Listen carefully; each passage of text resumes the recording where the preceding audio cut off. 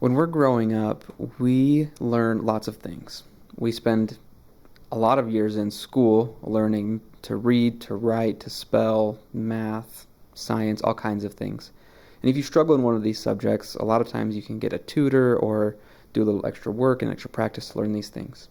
So what do you do if you can't manage your emotions? There's not a class for that in school. No one ever taught you that. So where were you supposed to learn it? If that's something you struggle with, stick around for this video because there might be some helpful information for you. When we can't manage our emotions, typically it means no one ever taught us how. If we didn't learn when we were younger, you can learn at whatever age you are now, and it can still be an effective tool for your life. So stick around for the next few minutes and learn a little bit about why managing emotions can be really hard and what you can do about it.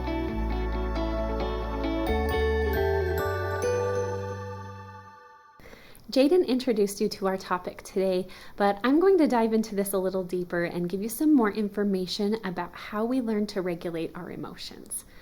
When a baby is born, the baby is unable to regulate its own emotions. Instead, the baby is completely dependent on their parents to teach them how to regulate. If you think about a baby crying, a parent's response consists of several different things. First of all, there's the face. You know what face I'm talking about? The "oh" face that we all make when we see a baby crying. That communicates to the baby that we understand it, that we get how it's feeling, and that we're there for it. Then we also do some things that have to do with physical touch. Maybe we do some rocking, some holding, some making the baby warm. And then finally, we do some things to try to make the baby have its needs met. Maybe that means that we give it a bottle, feed it, help it get to sleep. Whatever we do to help the baby regulate. So what happens if this didn't happen consistently in someone's childhood? Meaning maybe the person had a parent who was neglectful, abusive, or had a few other things that were going on. If you think about it, a parent who feels depressed is unlikely to be able to meet their baby's needs in all of these ways. Remember the face that we talked about? If your parent was very depressed, they likely picked up the baby and looked at you, and instead of being able to make the face and communicate that they got your needs, you were likely to encounter a still face, something that looked very flat or maybe even distressed. In this kind of a situation, a baby can learn that they need to regulate their parents' emotions instead of the other way around.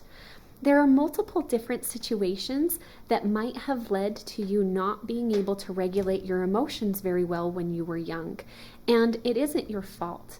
I don't mean to say that all of this is parents' fault either. Instead, some of us are just born more sensitive to our emotions, and our emotions last longer and seem bigger than other people's emotions. But whether this came from early childhood, or maybe these were symptoms or things that you were born with, it doesn't mean that it has to be this way for you forever. Instead, you can learn some specific coping skills to help you bring down your emotional intensity. Josh is going to tell you some more about these, but I want you to know that there's hope out there for you. Big emotions aren't a problem, and you can figure out how to bring them back down. It just might take some work.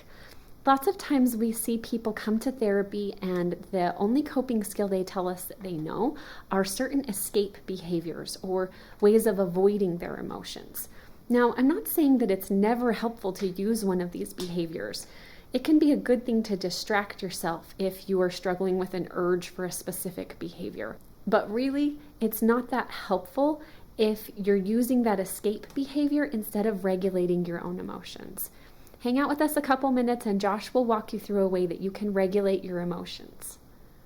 One of my favorite interventions for managing anxiety is utilizing self-soothing.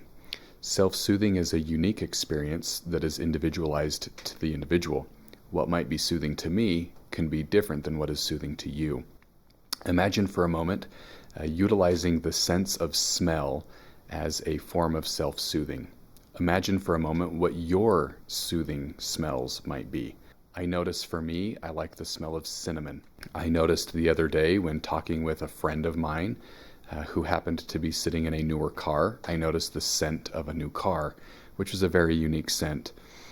I also noticed that I like the smell of coffee. Using the scent of smell is a way to manage some symptoms of anxiety and help decrease them in a fairly quick and effective manner. Hey everybody, hopefully something in this video was helpful for you.